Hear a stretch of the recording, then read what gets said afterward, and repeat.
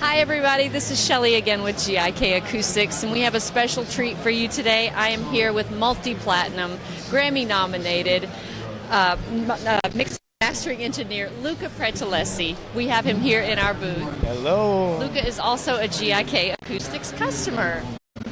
I am for a very long time, and I'm a fan as well. Absolutely. Actually, I was really captured by new product. I started to ask you a question because there's a lot of cool things can really fit in the new studio.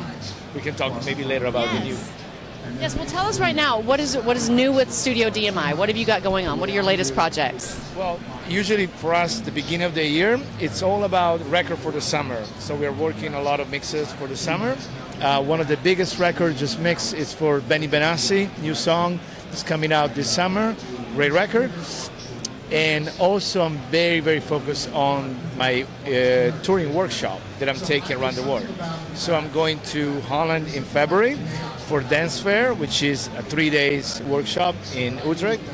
Then I'll go to Germany, and then I'll go to Italy, and then I'll go to China too, it looks like. So just a few things in the works. It's a very busy schedule that you have. For me, the sharing part of what I do is just so good, so inspiring.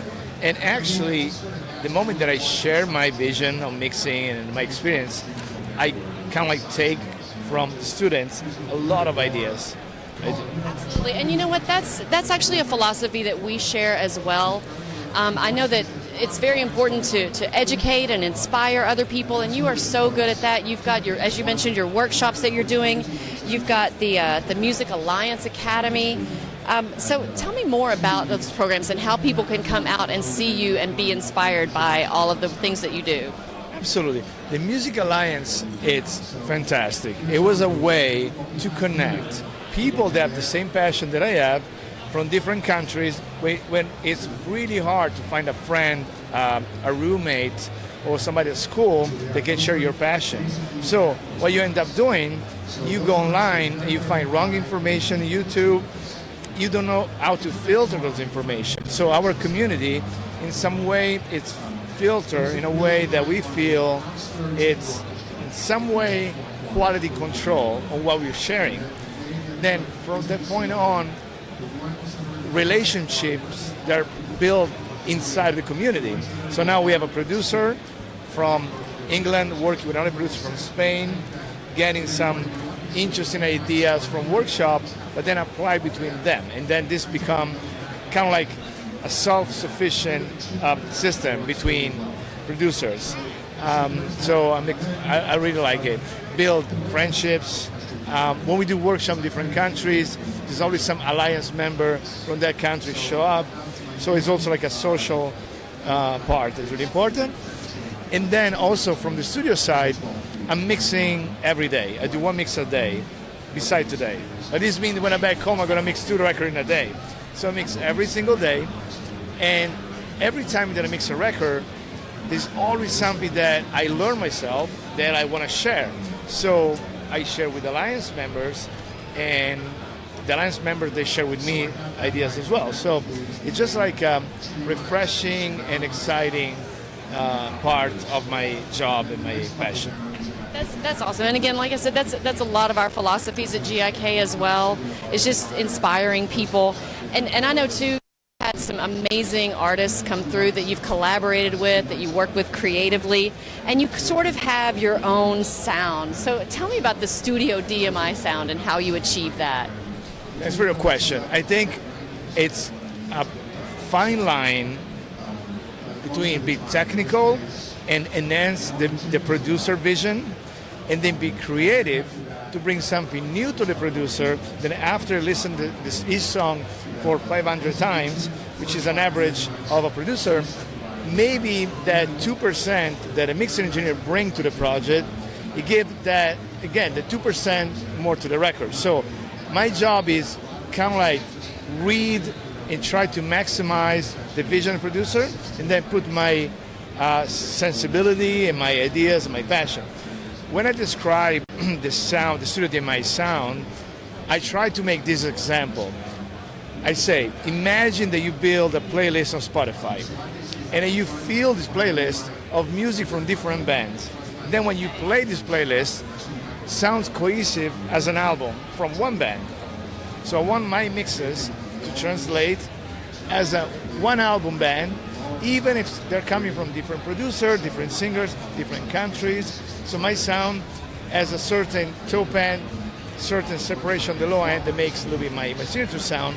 But then what I try to achieve is this: have like cohesive sound through my mixes, beside the style of music. I've never heard it explained that way, and that makes a lot of sense. That really does. So also your studio, which I haven't seen it. I haven't been there in person, but I've seen the photographs, and it is beautiful. We're so honored that you work with GIK Acoustics to treat it. So tell us about that, about the sound in the studio, why that's important, and why having a properly treated studio is important. Well, in my experience, especially now more than ever, as a, I don't want to call myself teacher, but be involved in workshop, it's incredible how there is a wrong information or wrong focus sometimes about an investment, a budget for a studio, almost on the opposite way. So I want to have amazing speakers, a great converter, and then I'm gonna make the room work. Versus when I learned through years, it's kind of the opposite. You want to have the room, the foundation of the house, very solid, and then you put your furniture, and then you put your table. You don't put your table, your accessories, do like this. So there is a certain standard for me that makes me feel comfortable and confident on my work when I step in the room. That it's essential, crucial, before anything else. So in case of our current studio, we have treated with this fantastic product 3 rooms currently. So we have Studio A, Studio B, and the Wind Studio. They have a different dimension, but they all have similar sound in a way that I can describe. The room is live in a proper way. So it's live by control. There's an environment that allows you to feel comfortable to work for 12 hours without feel you're in a phone booth. But at the same time, you can trust your mixes because there's a certain standard, large sweet spot. Be able, in our case, to, with you guys actually, to customize the sweet spot based on our needs, because my setup, it's based on a mastering console. I'm do mixing on a mastering console, so my sweet spot is my arms. So my arms, it's when I'm moving, not the 80s type of studio where you turn around, go in the back, tweak, come back. So I want to maximize my space, and that's what we did, and it's fantastic. And we're looking forward to working with you on some new spaces and new studio treatments as well. So we're here at the NAMM show, so I just want to close this. So when you come here to the NAMM show, which this year they've changed it around, we're in a whole new space, what is it that you look forward to seeing at NAMM? More than gear, to me, is the relationship that I have through the year with friends like you guys and other on the industry. It's a way to just go face to face. It's interesting that we go through years of collaboration and work on projects and phone calls and Skype, but the human element really makes a big difference. So that's what I'm really looking for every year.